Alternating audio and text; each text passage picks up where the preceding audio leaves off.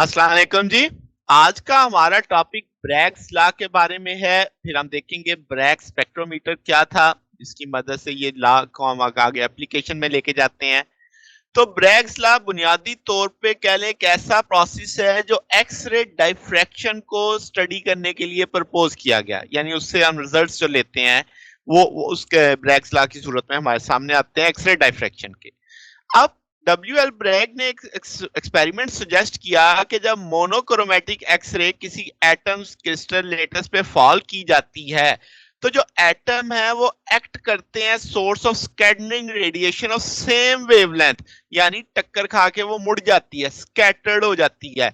तो आपके पास जो क्रिस्टल को हम समझेंगे ऐसे कि इक्वी डिस्टेंस पैरेलल प्लेट्स हैं जिसमें तमाम एटम्स क्रिस्टल के होंगे। तो आपके पास इनको हम ब्रैग प्लेन बोलेंगे और दो प्लेन्स के बीच की दूरी को ब्रैग स्पेसिंग कहेंगे। जैसे आप तस्वीर में देख सकते हैं कि आपके पास यानी जो क्रिस्टल के लेटेस्ट है ना पीरियोडिक अरेंजमेंट ऑफ एटम्स, उसको हम देखें एक प्लेन की सूरत में मान रहे हैं, दो प्लेन्स के बीच की दूरी को डी से जाहिर कर रहे हैं, तो जो कि आपकी ब्रैग स्पेसिंग कहलाएगी। अब क्या है कि जो आपकी टक्कर खा के मुड़ने वाली बीम है उसकी जो इंटेंसिटी है वो कुछ मखसूस एंगलों पे मैक्सिमम हो जाती है। तो पता चला कि पाथ डिफरेंस जो दो रिफ्रैक्टेड वेव्स का होगा जो टू डिफरेंट प्लेन से होंगी वो इंटीग्रल मल्टीपल ऑफ लैम्डा जब होता है तो तब आपके पास इंटेंसिटी मैक्सिमम आती है। सादा सादा लफ्जों में समझाऊं तो एक मखसूस एंगल पे टक्कर खाने के बाद अपर प्लेन से लोअर प्लेन से जब वो रेनफोर्स करेंगी दोनों बीम तो इंटेंसिटी मैक्सिमम होगी।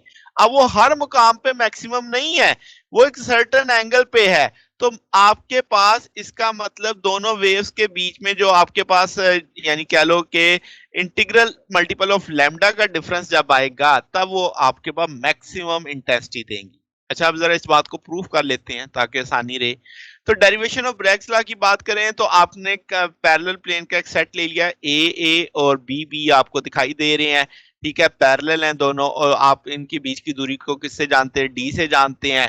ठीक है, अब ये जो एक्चुअल प्लेन है वो परपेंडिकुलर होगी प्लेन ऑफ द पेपर के, यानी जो हमने यहाँ पे इमेजिन किया हुआ है। तो सपोज करते हैं कि आपने एक एक्सरे उसके ऊपर फॉल करवाई इन प्लेन्स पे, अपर प्लेन पे भी लोअर प्लेन पे भी गिरती है। जो इंसिडेंट बीम है थीटा एंगल बना रही है किसके साथ, प्लेन के साथ, जैसे आप यहाँ पे देख सकते हैं। तो इसे हम ग्लांसिंग एंगल बोलेंगे। अब दोनों रे जो रे नंबर 1 और रे नंबर 2 है ये आपके पास एटम से स्कैटर्ड हो गई।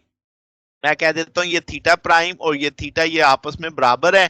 तो इस कंडीशन को हम स्पेकुलर रिफ्लेक्शन बोलेंगे। ठीक है, तो एटॉमिक प्लेन्स एक तरह से हमें लग रहा है जैसे किस तौर पे बिहेव कर रही, मिरर के तौर पे आई टक्कर खा के चली गई।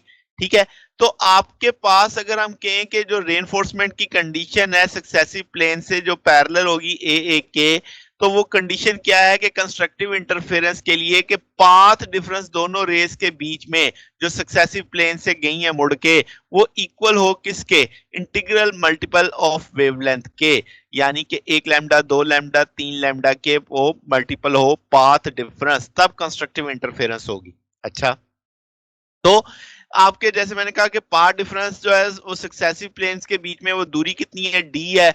तो आप पार्ट डिफरेंस का फार्मूला बनाओगे तो वो 2d साइन थीटा बनेगा, यानी एक डी साइन थीटा इधर से एक डी साइन थीटा इधर से। अगर आप इक्वल फासला नापो ना कि रे नंबर 1 यहां से यहां तक, रे नंबर 2 यहां से यहां तक, ये डॉटेड लाइन बता रही है कि यहां तक तो दोनों बराबर हैं। अजाफी फासला ये है, फिर नीचे से टक्कर खा के इजाफी फासला ये है, डॉटेड लाइन बता रही है यहाँ से रे नंबर 1 और रे नंबर 2 बराबर हैं।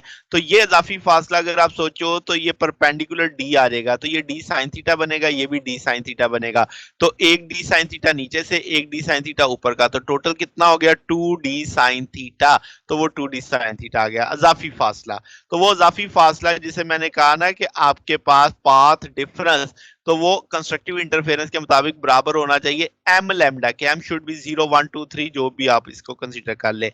तो ये कंडीशन ये इक्वेशन क्या कहलाती है, ब्रैग्स लॉ कहलाता है। ठीक है, अब अगर हम ब्रैग स्पेक्ट्रोमीटर की बात करें तो डब्ल्यू एच ब्रैग और डब्ल्यू एल ब्रैग ने एक्सरे की वेवलेंथ मालूम करने के लिए एक स्पेक्ट्रोमीटर बनाया। ये बिल्कुल वैसे ही है जैसे ऑप्टिकल स्पेक्ट्रोमीटर आपने लाइट में पढ़ा हुआ है।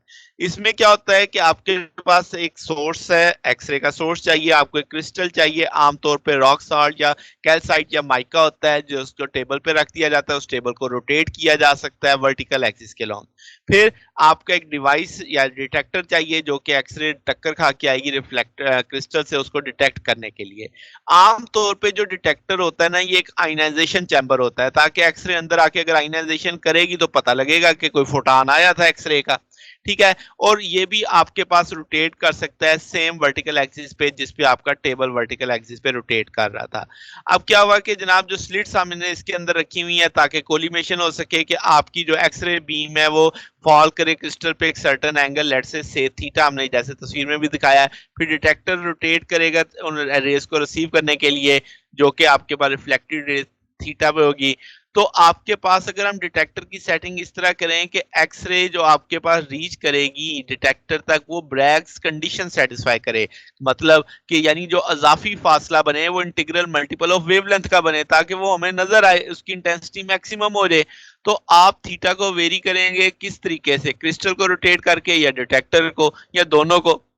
तो जो रिफ्लेक्शन है डिफरेंट ऑर्डर में आपको रिकॉर्ड हो जाएंगी, यानी थीटा 1 पे इंटेंसिटी मैक्सिमम आएगी, थीटा 2 पे आएगी, थीटा 3 पे आएगी। तो इसे हम first order second order maxima बोलेंगे। तो आप लिखेंगे 2d साइन थीटा 1 लैम्डा के बराबर आ जाएगा, 2d साइन थीटा 2 2 लैम्डा के बराबर आ जाएगा, 2d साइन थीटा 3 3 लैम्डा के बराबर आ जाएगा। अगर आपको डी पता है, थीटा आपको ये स्पेक्ट्रोमीटर बता देगा, तो आप क्या निकाल सकते हो, वेवलेंथ निकाल सकते हो। तो ये जनाब हमारे पास टॉपिक था। आपने देखा कि किस तरीके से हमने एक्सरे डाइफ्रैक्शन को स्टडी किया। यानी पहले तो हमने जो अब ग्रेटिंग नहीं हमने यहाँ पे यूज किया, हमने क्रिस्टल को ग्रेटिंग के तौर पे यूज किया है। दो एटम्स के दरमियान की जो दूरी थी वो एक्सरे की वेवलेंथ के कंपैरिजन थी, इसीलिए हमने माना कि वहां से डाइफ्रैक्शन हो सकती है। बात समझ आई कि आपके पास, वरना तो जो आम विजिबल लाइट होती है उसके लिए तो हम ग्लास की ग्रेटिंग यूज करते हैं। अब एक्सरे इतनी छोटी वेवलेंथ की होती है कि आम ग्लास की इस ग्रेटिंग में से तो वो सीधा गुजर जाए। तो यहाँ पे एटम्स की स्पेसिंग को, दरमियान में जो गैप है, उसको हमने एक ग्रेटिंग के तौर पे इस्तेमाल किया है। ठीक है। तो ये एक्सरे डाइफ्रैक्शन आपके पास बहुत एक यानी कह लें कि काम की चीज है, चीजों का इंटरनल स्ट्रक्चर मालूम करने के लिए, डीएनए को मालूम करने के लिए, अगर किसी मेटल के अंदर कोई क्रैक है उसको मालूम करने के लिए, तो काफी जगहों पे हम इसका इस्तेमाल करते हैं। तो ये जनाब हमारे पास आज का टॉपिक था। अगर आपको इसमें कोई बात पूछनी हो, डाउट हो, तो नीचे कमेंट्स में पूछ सकते हैं। वीडियो अच्छी लगी हो तो वीडियो को लाइक कीजिएगा, दोस्तों के साथ शेयर कीजिएगा, चैनल को सब्सक्राइब कर दीजिएगा। अब तक के लिए इतना ही, बाकी इंशाल्लाह फिर नेक्स्ट देखेंगे। ओके, अल्लाह।